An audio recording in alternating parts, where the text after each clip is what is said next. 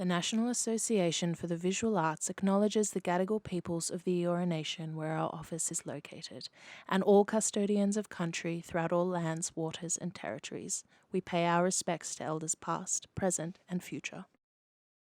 So I'm Gabriella Hirst. I am an artist. I work mainly with moving image and performance, but my work is deeply grounded in a strong research practice. I do a lot of reading and a lot of writing and field work, and the media that I use responds to that research.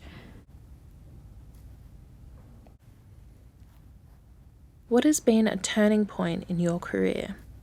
It's a really good question because I feel like the idea of a turning point is a tricky thing, because I have had opportunities over the last decade that have really challenged me and formed the way that I work and have really pushed me to develop my practice. And some of those opportunities have involved scholarships to go overseas, recently also to have this film that I was commissioned to do that really was a step up in my practice, and that meant that I was working with a team. But on the other hand, I would like to say that this idea of turning points and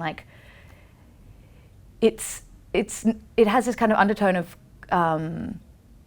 constant progression, and a lot of just being an artist is just a continual kind of. There's a lot of just answering emails and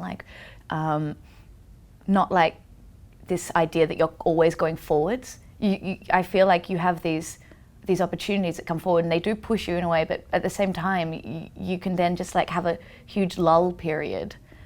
It puts a kind of bizarre expectation on a practice that we should always be pushing, which doesn't really seem to me conducive to having a sustainable practice. Is there anything you would like to see reshaped in the art sector? In terms of a funding model, something that I have really appreciated whilst living in the UK has been, and I know this comes from it being a larger pool of people, but there are certain grant structures that seem aimed towards just supporting practice without concrete, to talk about what I was saying before, progressions, to be able to get a grant without being having to say, I have this big exhibition at the end. Just normalizing the fact that in our economy we need support, because this economy that we're in doesn't actually support just artists just to work. And if you think art's work is important, which I deeply do, and I feel like it's very clear that telling stories is important for the society that we live in, you just need to trust that artists are going to do that. And a lot of that work doesn't produce key outcomes. It's just doing the work. A lot of it is really mediocre. A lot of it is just needing money to be able to have a workspace, perhaps, if you need one. Needing money just to not have to do other work, other jobs, whilst you're doing your full-time job as an artist.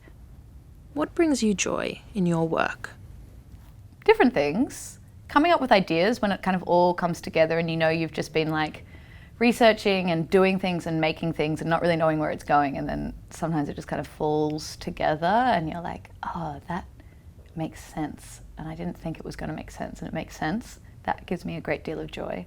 There's a lot of stuff that doesn't give me joy. There's a lot of stuff that's a slog, that's boring, that's painful, that's frustrating, but there's more stuff that gives me joy.